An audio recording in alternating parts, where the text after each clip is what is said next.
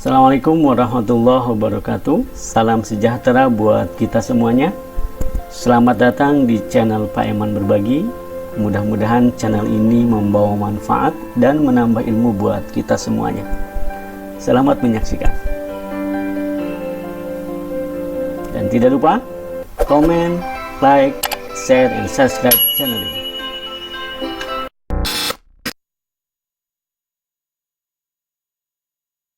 أعوذ بالله من الشيطان الرجيم بسم الله الرحمن الرحيم. Mencintai Rasulullah SAW, mencintai para sahabat. Para sahabat itu jangan cuma, oh ya hebat mereka mah soleh, oh ya mereka mah orang-orang luar biasa. Tapi kita nggak sampai cinta gitu, nggak sampai kebawa perasaan tentang para sahabat, itu berarti belum. Apalagi kepada Rasul. Kalau lagi ngomongin sahabat itu harusnya tuh kayak ngomongin seseorang yang kita kagumin banget. Kita jadi semangat gitu. Berarti orangnya mencintai sahabat. Saya kalau lagi diajak ngomong tentang, sebutlah, mungkin gak bisa mencintai semua sahabat secara sama. Pasti berbeda-beda. Ada yang paling kita ngefans banget. Saya pribadi paling ngefans tuh sama Umar bin Khattab. Sisi apanya? Bukan sisi kerasnya, tapi sisi kecerdasan dan jeniusnya Umar bin Khattab. Banyaknya ijtihad Umar bin Khattab di masa kekhalifahannya. Banyaknya inovasi-inovasi dalam pemerintahannya. Saya cinta banget sama Umar dalam urusan kecerdasannya. Mungkin Umar kalau hidup di zaman kita akan banyak ngelakuin inovasi dalam pemerintahan. Akan banyak melahirkan produk-produk fikih yang mungkin bagi sebagian orang dianggap mengada-ngada nih, nggak ada di zaman Rasul. Memang nggak ada, terus kenapa kata Umar? Bukankah ini baik? Dan saya yakin kalau Rasulullah masih hidup pasti Rasulullah akan setuju. Karena ini baik. Ini yang saya ngefans banget sama Umar. Siapa lagi yang saya ngidolain banget? Kalau laki-laki adalah Ali bin Abi Thalib. Orang yang dari kecil udah bersih. Gak pernah melihat auratnya sendiri, apalagi aurat orang lain. Dalam peperangan hampir membunuh musuh, tapi gara-gara musuh kesobek celananya sehingga kelihatan auratnya cuma paha doang, Ali jadi berpaling muka dan tidak jadi membunuh musuhnya. Kenapa? Menjaga pandangan. Ini ngefans banget walaupun saya belum bisa ngejaga pandangan seperti Ali. Ini artinya kalau lagi ngebahas Ali itu jadi kangen sama Ali. Kalau ngebahas Umar itu jadi kangen sama Umar. Apalagi kalau ngebahas tentang Rasulullah SAW, rasanya rindu ingin ada di antara bersama Rasulullah SAW. Pernah mimpi ketemu Rasul? Berbahagialah teman-teman kalau yang pernah bermimpi ketemu Rasul. Walaupun kita nggak akan pernah ingat wajah Rasul, karena mustahil orang mengingat wajah Rasulullah kalau hanya ketemu dalam mimpi, mustahil. Kalau ada yang mimpi ketemu Rasul terus bisa menggambarkan sketsa wajah Rasul, itu adalah bisikan setan. Kalau mimpi ketemu Rasul, ketemu sih, cuma lupa wajahnya kayak gimana. Kata Nabi, siapa yang melihat aku dalam mimpi, maka dia seperti melihat aku dalam kenyataan. Siapa yang melihat Rasulullah dalam mimpi, berarti dia seperti melihat Rasulullah dalam kenyataan. Benar-benar ketemu dengan Rasulullah, seolah-olah dia menjadi salah satu di antara golongan sahabat Nabi. Siapa yang tidak bahagia masuk dalam golongan sahabat Nabi? Gimana caranya? Mimpi ketemu Rasul, dan itu gak bisa dibuat-buat. Kalau gak cinta, gak mungkin mimpi. Saking cintanya, jadi kebawa mimpi.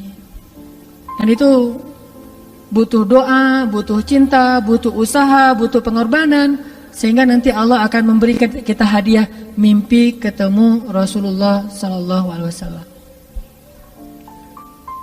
Saya dulu pernah waktu kecil banget, sebelum saya sering ikut musabaqah, mimpi ketemu Rasul.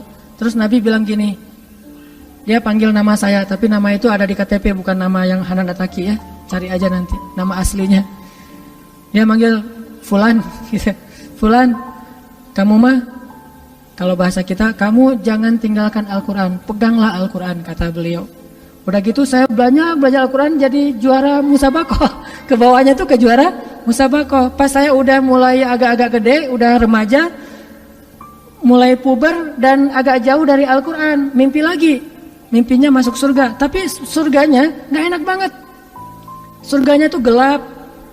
Surganya itu nggak ada lampu, terus istananya itu kayak saung-saung yang udah reot gitu, terus ada hujan, terus saya duduk dalam saung tuh terus kehujanan. Loh kok surga kayak gini ya, mending di rumah saya daripada di surga. Ternyata saya semakin jauh dari Al-Quran, Allah kayak ngasih sebuah gambaran tentang amal saya gitu. Amal kamu itu kayak gini, rapuh, gak jelas, gak ikhlas, pokoknya banyak aja tegurannya. Sampai sekarang saya kangen pengen mimpi lagi ketemu Rasul tapi belum bisa. Berarti memang amalnya belum baik, belum setulus, belum sepolos ketika saya masih kecil. Ini artinya kalau kita benar-benar mencintai seseorang karena Allah, saat ngebahas tentang orang itu kita jadi semangat. Saat membahas tentang orang itu kita jadi rindu, kita jadi pengen tahu tentang mereka. Kita jadi, kalau ibarat kita di Instagram atau di sosial media tuh kepo gitu.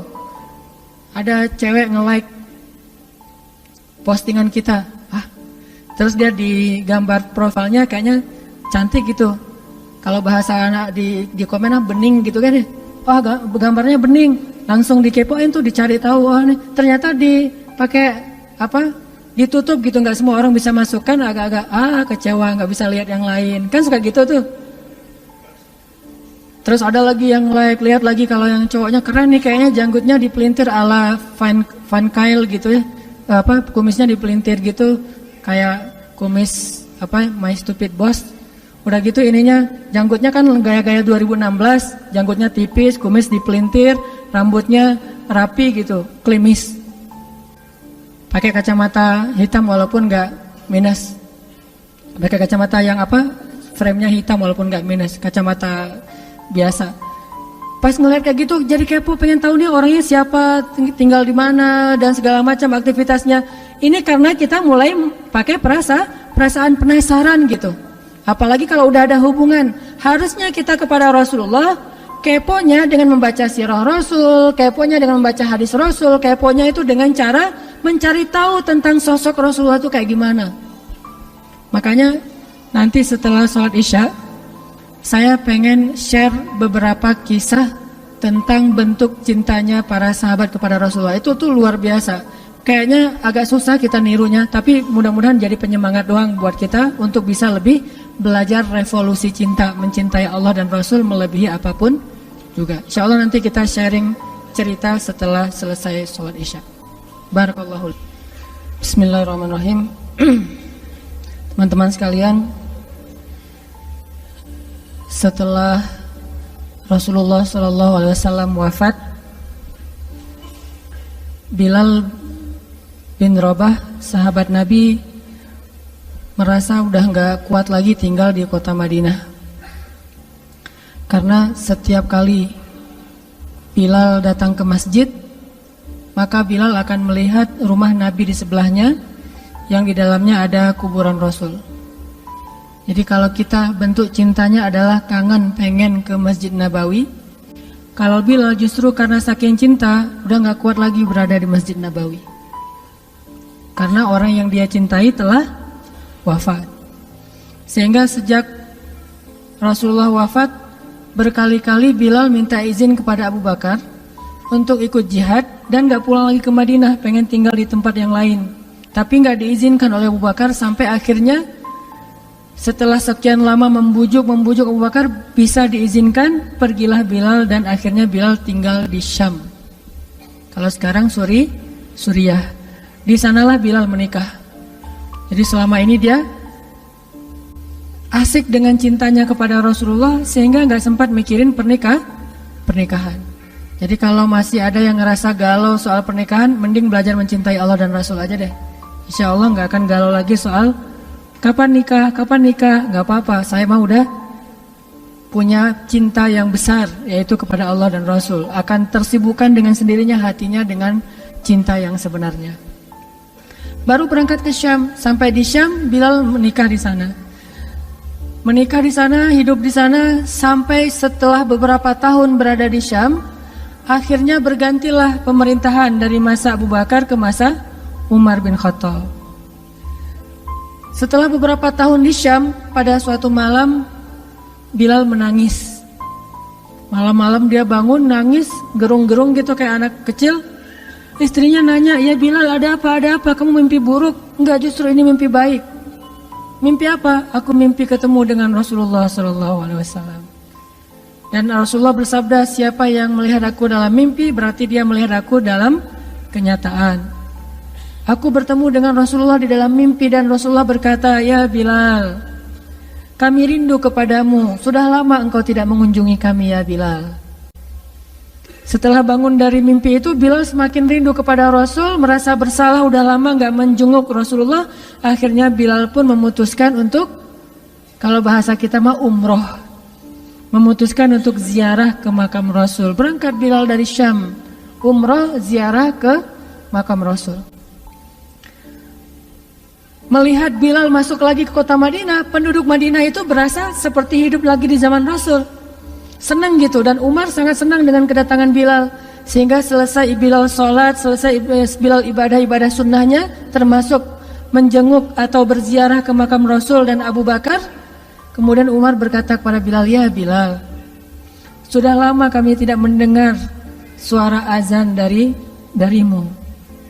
Tolong kumandangkan sekali lagi azan seperti engkau mengumandangkannya di masa Rasul.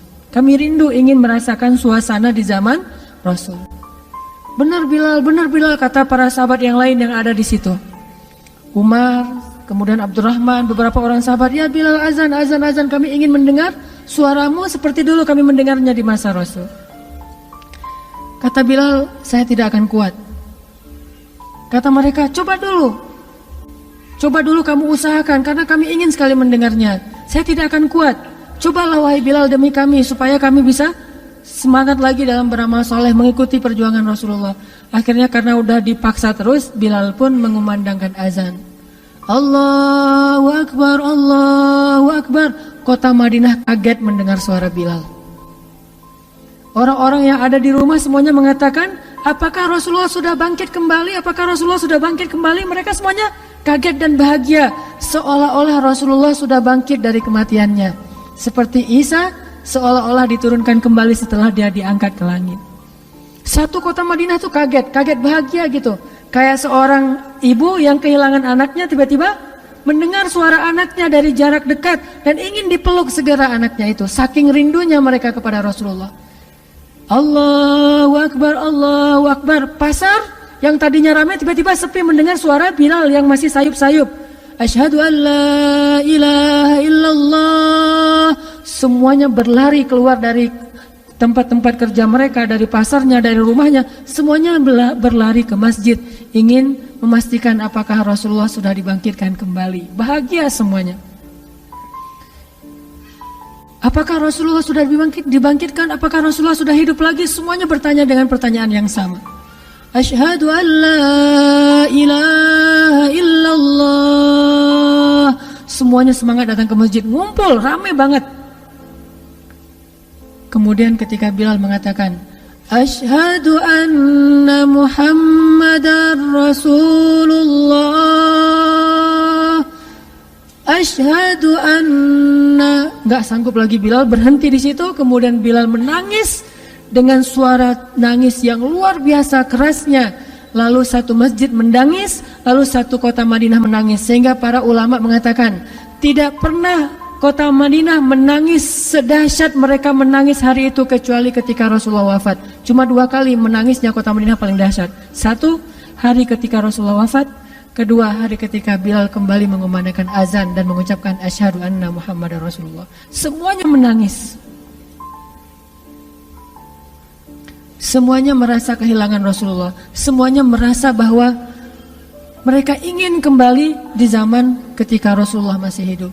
Lalu mereka bertanya setelah semuanya selesai menangis, ya Bilal, kenapa kamu tadi menangis? Kata Bilal, dulu biasanya kalau saya selesai mengumandangkan azan, saya akan datang ke hujrahnya Rasul. Hujrah Rasulullah itu kamarnya Rasul, rumah kecilnya Rasul. Selesai azan saya akan datang ke rumahnya Rasulullah dan memanggil, ya Rasulullah, as-salah, as-salah. Rasulullah gak keluar sampai mendengar suara Bilal memanggil beliau secara khusus. Udah selesai azan, Bilal manggil Rasul, ya Rasulullah, as-salah, as-salah. Baru Rasulullah keluar dengan wajah berseri-seri. Sekarang bagaimana saya akan memanggil Rasulullah sedangkan Rasulullah sudah bersama kekasihnya yaitu Allah Subhanahu wa Ta'ala. Menangis lagi satu masjid, satu kota Madinah. Pokoknya hari itu adalah hari berkabung sekota Madinah. Hari menangisnya kota Madinah, saking rindunya mereka kepada Rasulullah. Bagaimana dengan kita ketika mendengar suara azan dan muazin mengucapkan nama Rasulullah Sallallahu Alaihi Wasallam? Di situ kelihatan apakah kita mencintai Rasulullah lebih dari apapun juga setelah Allah Subhanahu Wa Taala. Kalau tidak, fatarabbasu, hati-hati. Kalau tidak, fatarabbasu, tunggu aja. Na'udzubillah min dzalik, berarti masih ada kemunafikan dalam hati.